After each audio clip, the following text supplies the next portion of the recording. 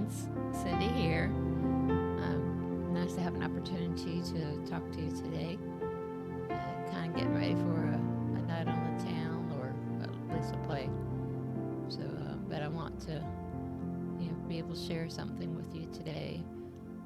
I think the theme of this one is sort of the best laid plans of mice and men, which is a poem from way back when.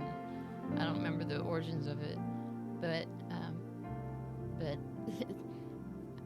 it kind of goes along with an actual Bible verse, and I'm going to read that particular Bible verse to you right now. And it comes from Proverbs, Proverbs 16:9. And their hearts, humans plan their course, but the Lord establishes their steps. And that's one of the things that I think we forget, that as long as everything's going up hunky-dory, we kind of forget to ask the Lord to guide our steps. And then when things go astray, that's when we're kind of asking God to come rescue us. But before I get started, I'd like to pray. Lord, I ask that you guide the words that I'm sharing today, that everything I say would be a tribute to how you love me and how you love all of us, and that you order our steps. And we might not always understand what you're leading us to, but Lord, help us trust you in all that you have planned for us. Help me say the words that reflect your glory and reflect all that you've done for me. And thank you, Lord, for this day and every day that you've given me. In precious name, amen. So I want to get back on track with my chronological story time. I've been kind of sharing everything from when I was born to when I was 4 and teenagehood, and then when I lost my vision, and then once I started sharing about my vision loss, I kind of bounced around a little bit chronologically, sharing different little things in my life, things that lined up with, to me, that lined up with what was going on news-wise, and just how the world was, in my mind, how things were going on in the world. And I know we're all kind of seeing things in a different light nowadays, but I want to get back on track. So what I want to share now is when I lost my vision and I started at the College of Charleston. I was trying to find a way of dealing with my vision loss, but also trying to be a productive member of society, and trying to find what my purpose was supposed to be. When I was going to try it in, I kind of figured I was going to be getting into computers somehow, because that's what my father had wanted for me. And it's not necessarily what I wanted, but it was a path. And I said it was a good it was a foundation for me. So, when I was going to try it in, that's when I started losing my vision. I had to not take the classes anymore. And I had all the surgeries, and then and was starting to get a little bit of my vision back, little by little. But what I was wanting to share specifically was, like I said, I was trying to find my purpose. What was I going to do with my time? I didn't want to just be sitting around, twiddling my thumbs. So I was taking classes. I was starting my first year at College of Charleston, taking the basic courses that you always take, but psychology and philosophy, and some other education classes, just to kind of figure out which direction I was going to go. I kind of figured that I was going to get special education of some sort, specifically because I had vision issues. I thought, well, that'd be a perfect way for me to be productive members, because I knew what it was like to deal with vision issues. So being able to help other kids, it made sense to me. But I wasn't quite sure of which direction I was wanting to take with it. And I was kind of looking around for a way to volunteer and kind of get my feet wet. And there was a place in downtown Charleston, called Calhoun, and it was called the Charles Webb Center. And what that was, it was an Easter Seals program that was a daycare center for children with special needs. So these were kids who were, you had blind, you had cerebral palsy, you had Downs, you all sorts of issues. And so I went there and asked, is there a way for me to volunteer? So they were giving me the tour. And it was nap time for the kiddies. It was about, after their lunch. And so they were walking me around and explaining the different classes and opening up the doors and let me peek into the classrooms and kind of showing me, what the whole place was about.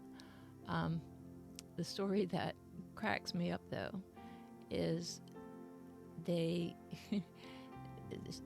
lady who was showing me around, she was the director, and she was kind of half whispering, and she says, "This is the rest time, nap time," so.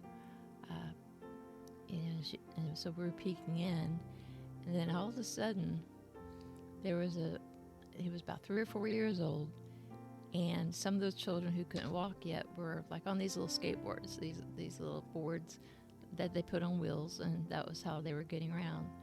So when she had the door open, he took the opportunity to sneak up on his board next to his little mat that he had. He climbed on there and zoomed past us and was racing down the hallway. And next thing I know, she's chasing him down the hallway, and he is just giggling, cracking up laughing at us, because he had us chasing him down the hallway to get him to take him back to his classroom. And so she captured him, and he was just giggling the whole time. And she took him back, gave him back to the teacher who was in charge, and she, felt bad, but he snuck back by all of us. So this little 4-year-old was sneakier than all of us. So she gets him back to his room, and she was kind of explaining, how some of the children, their special needs and special issues.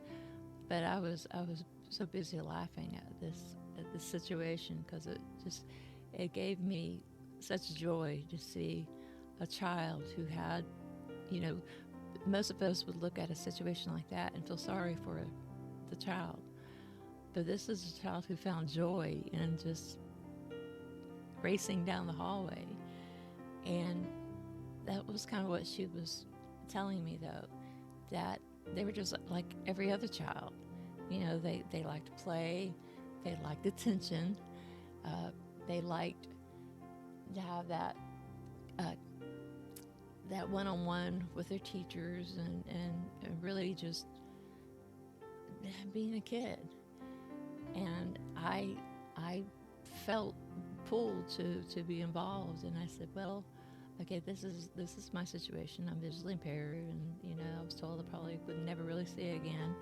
I can see well enough to walk down Calhoun Street and get here, but I'll probably never be able to drive. I have to have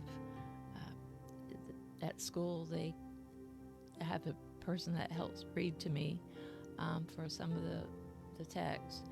Some of the stuff can be put in large print for me. That helps me, especially like tests and things like that. So I said, so I'm acclimating, but I haven't really figured out what I'm going to do yet. And I'm just trying to find, some different things that kind of put me in the right direction.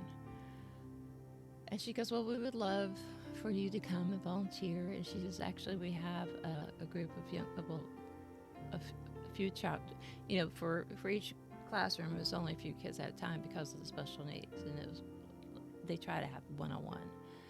And she said, there is this one class that has children who have hearing impairments and vision impairments, but there's also a lot of stuff that goes with it. Because with the vision and the hearing not being, a part of their growth, they had other issues that they were having to deal with. So I started volunteering with this one lady, and she was kind of explaining to me some of the different needs with particular children. And there was this 4-year-old who never was able to walk. And he was totally blind. He had really no hearing to speak of that they knew of. If he had any hearing, it was very minimal. And she says, so we're working with him on understanding balance. He's not speaking right now. He's not talking. He makes noises whenever he's trying to get attention or trying to motion if he wants to eat or whatever, drink. So she was explaining all these little details. So she's showing me the exercise that he was doing. It was on this yoga ball, and she was having them sit on the ball, and she was explaining how she would shift the ball sideways, and she's trying to get him to understand how to balance himself. And of course it was over my head, but this is what she was trying to do. But she was trying to help me understand in layman's terms what she was doing with this little 4-year-old who can't see or can't hear and has no balance to walk. Why was he on a yoga ball? And so she's holding on to the ball. And then when she was explaining something, she raised one hand to kind of show something, and the ball kind of tipped sideways just a little bit, and he caught himself. And, he grabbed a hold and straightened himself up, and his eyes was really, really wide. And that was the first time that the child had recognized the fact that he could control his balance. And it was just so neat to experience that, one-on-one, and watching the eyes and watching how he was understanding. And it kind of made me think about, like Helen Keller, with her being blind and deaf. And when Anne Sullivan was working with her and trying to help her understand, certain signs in her hand. And, if you watch the movie, you know what I'm talking about. But just certain things and trying to help her understand. And then that light bulb goes off where she started understanding what she was trying to communicate to her. And that's what was happening with this 4-year-old, that she's trying to communicate, hey, we want you to learn how to balance yourself because we want you to be able to learn to walk on your own and become independent in that capacity. And you're building different abilities with these children and all their special needs.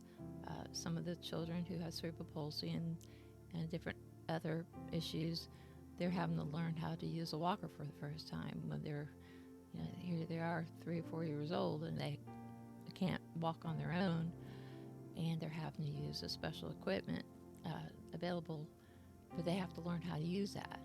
And occupational therapy and all these different kinds of therapy that was going on.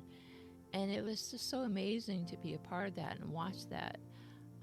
But the thing that was so crazy to me is, my friends, of course, they were worried about me, and they want to make sure that I was dealing with my vision issues and knowing that I would probably never be able to get my vision back, at least not to the level where I was before my retina detached.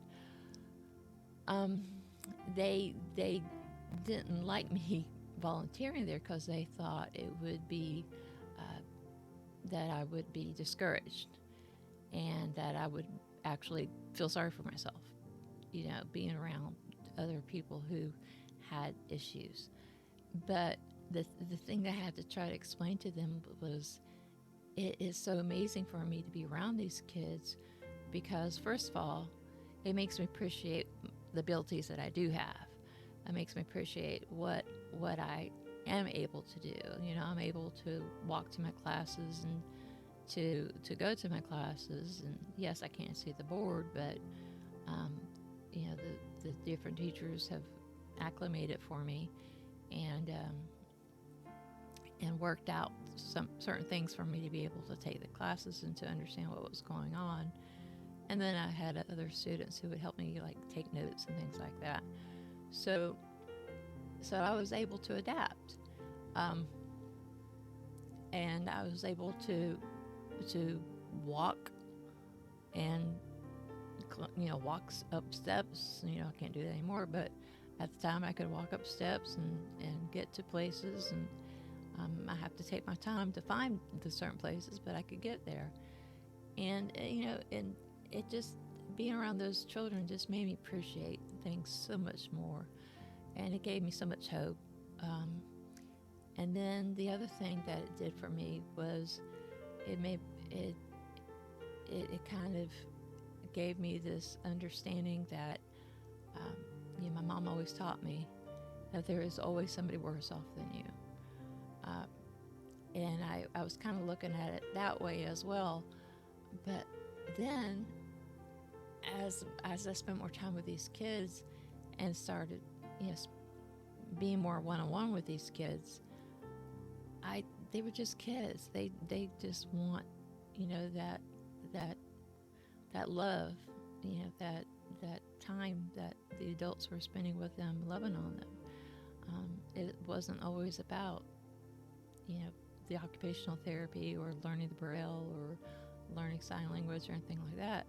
Sometimes it was just about the fact that there were people who were there dedicating themselves to these children and spending time with these kids and loving all these kids. And I think that meant so much to these children, because a lot of times people will look at a child who has these special needs and they want to give up on them. And that was the reason why this particular school was developed, was so that helped them get the foundation that they needed, and to hopefully eventually be able to be put into a public school situation. And hopefully the public schools will be able to adapt their education to help these children. And these kids have to learn how to live in the world. Not the world isn't just sectioned off for people with impairments and people who are healthy. As a person who's been blind and the person who has a mess and who's in a wheelchair, I know that I have to adapt to the world. The world's not going to adapt to me. So I have to learn how to function in society, as somebody in a wheelchair. The world was a little difficult for me to get around in sometimes, but I have people in my life who help me make it work, and I kind of figure God's going to get me through it no matter what. I just might have to figure out a different way to do it, and sometimes He shows me a different way to do it. And like I was telling a friend of mine the other day, I'm just plain stubborn. You tell me I can't do something, and I'm going to figure out a way to do it if I want to bad enough. And that's the way it was with these children. I wanted to be able to spend time with them and to learn from them, because these children, they were acclimating to the world quite well as far as I was concerned. Like I said, this little kid racing down the hallway on his little skateboard and racing us, and just enjoying himself, just loving it and making us laugh. It wasn't depressing. It wasn't discouraging. It was actually very fulfilling. And and jokingly, I can say it was eye-opening. It gave me a greater sense of my purpose, of what I could do in this world, and maybe not necessarily work with the children with special needs, but at least be in a situation where I can still be productive, that I still had an ability to function as a human being who has a desire to be in the world, or not of the world, but in the world. It's hard to explain. But I did want to share this with you because sometimes we go through life and we get discouraged because we have obstacles that are placed in our lives, for one thing or another. Either a loss or just a change in our life, a change in our abilities. And then we think, oh, okay, well, I can't do that anymore, so I guess I won't be able to do this, that, and the other. And that's one of the reasons why I want to share my stories with people, is just to kind of tell them, don't give up. Sometimes we just have to find a different way.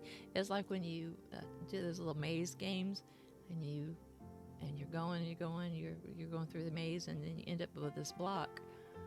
Sometimes you have to turn around and go a different direction and head through a different path to get to the exit.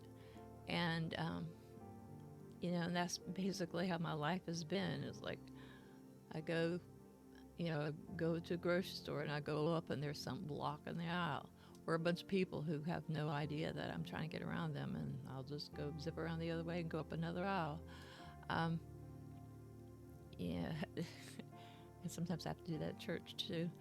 But yeah, and it gets a little frustrating sometimes, but I've learned that I have to be patient, not just patient with myself, but I have to be patient with other people, because they don't understand. They're not there.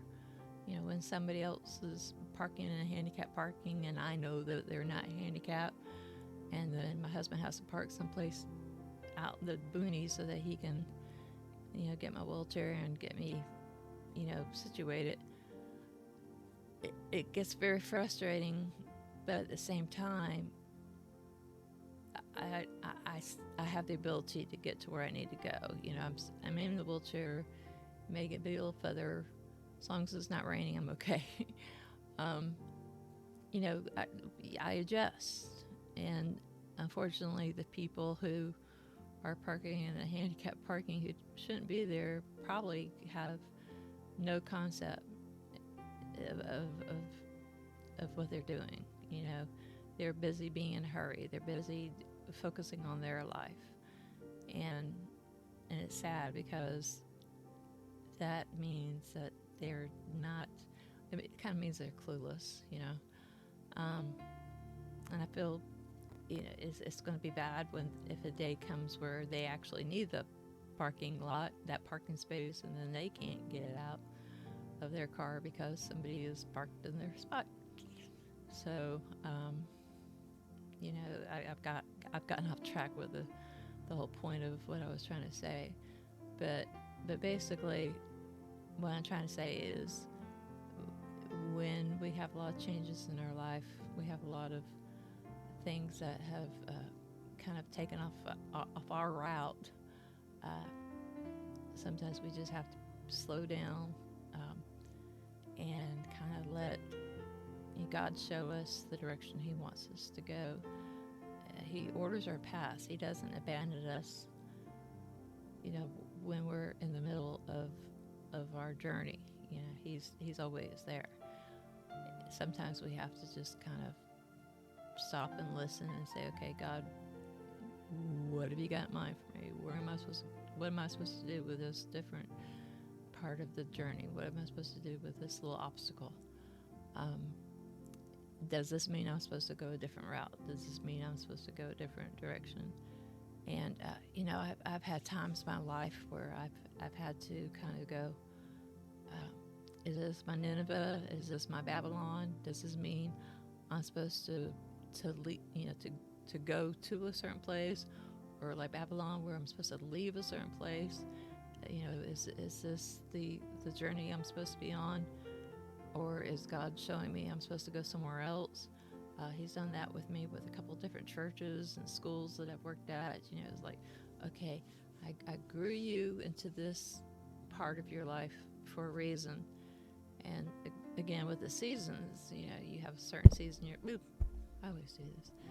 You have a certain season in your life where he has you in a certain place, and he's growing you, and he's developing you. And he says, okay, I've got you here. Now I want you here. And you got comfortable, but that's not where he wants you. He doesn't. To be comfortable means that we're not growing, I guess. So he kind of puts us in a new place, and that's supposed to be an area that he's trying to grow you some more. He's always developing us. He's always creating new adventures for us, and if we sometimes we don't want to go on that adventure. Sometimes we think it's Satan that's doing it, and sometimes sometimes it just might be God. And one thing I've learned too is sometimes it's not always about us. We might be the one dealing with something, but sometimes it's about us being available for someone else. We don't know. I've had certain times in my life where I kind of think that God has put me in a certain place because he wants me to be there for somebody else who's going through a situation, and maybe something that I've been through can help somebody else. I don't know. I try to stay open to that. I try to stay attentive to that. And sometimes I fail miserably, and sometimes I think, okay, God, I think I see where you're going here. I think I know what you're trying to do here. He gives me some little clues once in a while, kind of telling me I'm going the right direction. And sometimes he goes, no, that's not what I had in mind. You need to listen better. But I know it kind of sounds like I'm rambling a little bit, but I kind of feel like it's a way of reminding all of us that life isn't stagnant. It's always changing. It's always growing. It's always we're always supposed to be adapting. We're always supposed to be being the better version of ourselves, I guess. Not so much being a better version of ourselves, but being closer to being Christ-like, hopefully growing more to be like him. I'm way off right now, so maybe that means I'm going to be around a little bit longer. I don't know. But hopefully I'm going in the right direction. I'm doing what Christ is, doing what God has planned for me. And I make plans, and sometimes God's like, nope, that's not what I want you to do. And sometimes he goes, okay, that'll work for now, but that's not where you're going to stay. Just different seasons of my life. He's just allowed me to fail miserably, and sometimes he's allowed me to succeed. So I hope this all makes sense to you. I hope that this is something that kind of makes you think about your own life and what God's purpose is for you. It doesn't matter how old you are, you're always going to be growing. Here I am 63, and I still haven't succeeded in doing all the things that I want to do. I still got my little bucket list. I'm still adding to my bucket list. I still got things that I want to do in my life. And, doing these videos, I've kind of given myself a goal of having a few more views. I'm not trying to be, be viral or anything like that. I just want to be able to share my life and hopefully encourage somebody, um, and then maybe it might be something where they feel that like they know what their purpose is, or they know that God has a purpose for them. Um, Sometimes we just have to slow down and just ask God to show us, and don't be afraid to ask God to show you. You know, you might not always like what you hear, but then but he'll be there for you when you stumble and fall and fail, and he'll always pick you up and get you on the right path. Uh, but yeah, so I'm going to finish getting ready for my adventure tonight, and hopefully get back with you and share some more stories. But be a blessing, be blessed. Know that God loves you. Know that He cares. Know He's got a plan for you. Amen.